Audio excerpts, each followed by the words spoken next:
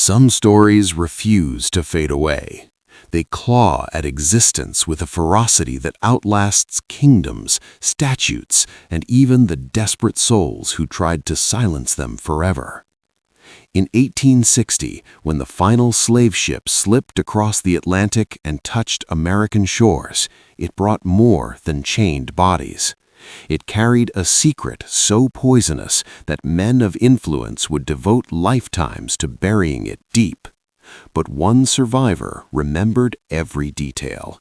His name was Cudjo Lewis. For half a century after emancipation, he held his tongue, not from forgetfulness. Some truths weigh too much on the soul to release until the moment feels safe, or until there is no moment left at all. This is the tale of the last living witness, the final survivor of a crime meant to vanish beneath the mud of history. A crime woven through rich merchants, crooked officials, and a web of deceit that stretched to the pinnacles of Alabama power. What Cudjo saw, what he suffered, what he finally dared to voice would rattle the fragile myths America clung to about its own past. Yet the question that shadowed his final years was raw and chilling.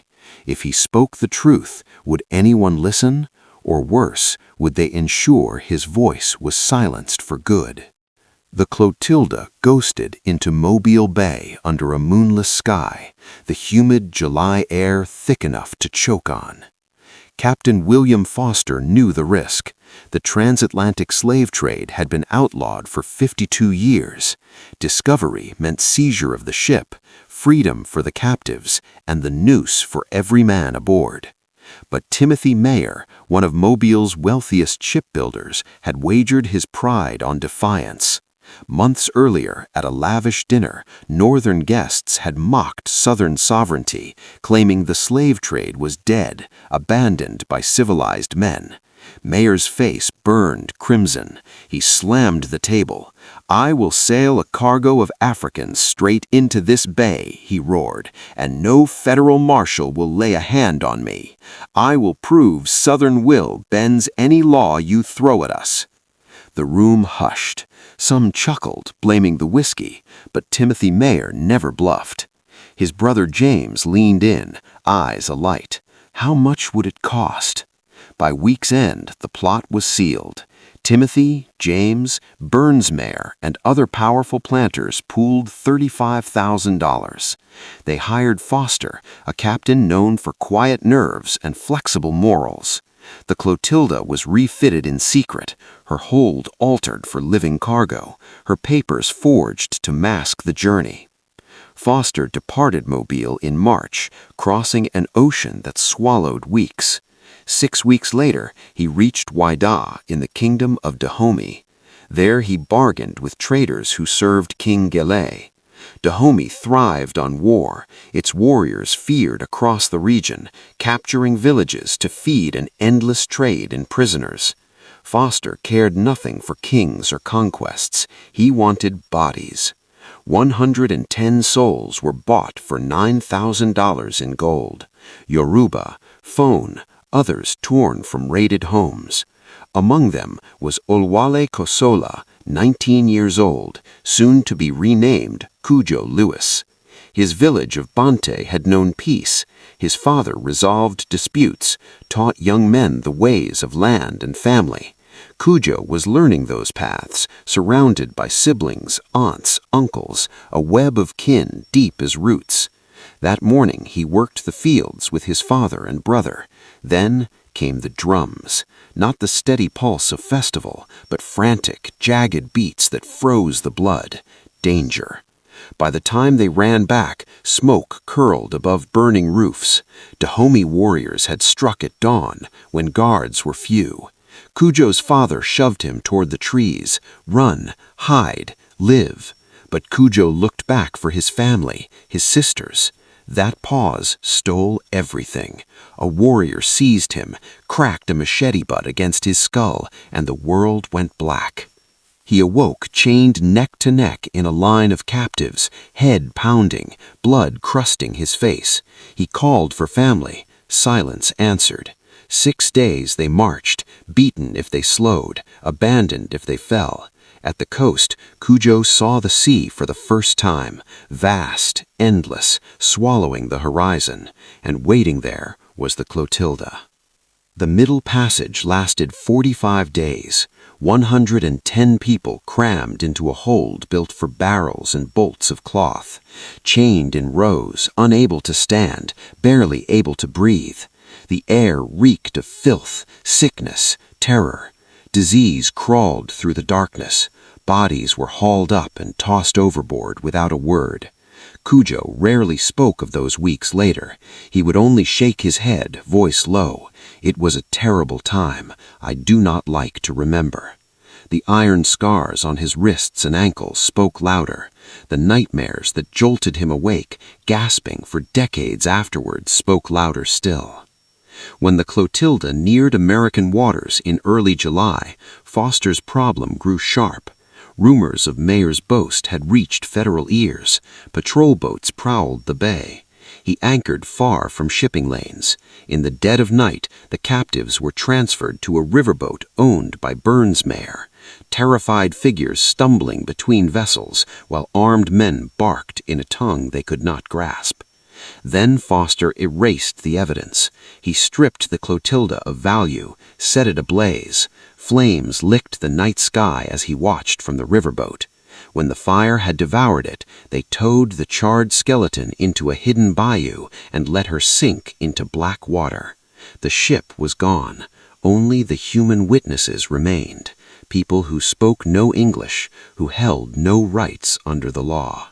The Africans were hidden upriver in dense swamps north of Mobile, held in crude camps while the Meahers divided their spoils.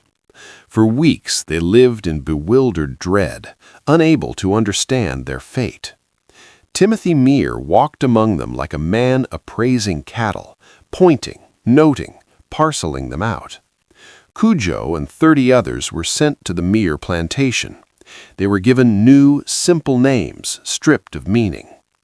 Oluale Kossola became Cudjo. They were clothed in rags, shown to rough cabins, driven to labor. But unlike those born into American slavery, the Clotilda survivors remembered freedom. They remembered their true names, their languages, their lost villages. That memory made them dangerous. The Meahers knew it. They kept the newcomers apart from other enslaved workers. They forbade teaching them more English than necessary. They spread lies that these were legal purchases from Georgia or Carolina.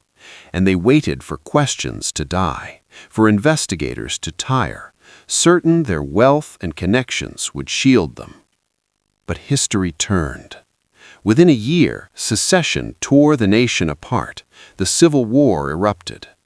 Timothy Meaher poured his fortune into the Confederate cause, convinced of quick victory. Cudjo and the others toiled on, growing food for a dying rebellion, hearing distant whispers of Union advances, of freedom proclaimed. Then, in April 1865, Union troops marched into Mobile. The Confederacy crumbled, and, impossibly, Cudjo Lewis was told he was free. Freedom arrived not with joy, but with hollow confusion. When blue-coated soldiers gathered the enslaved on the Meaher land and read the proclamation, the words drifted past Cudjo like smoke. But he saw the overseers' faces twist with fury. Something vast had shifted. The young Union officer spoke of choices: stay and earn wages, leave and find work, return home, though he admitted Africa was unreachable. The officer meant kindness, yet he could not grasp their terror. Wages to those who had never touched money, places to go in a land they did not know, homes that might lie in ashes. Timothy Meaher faced ruin, bonds worthless, shipyards scarred, sons broken by war.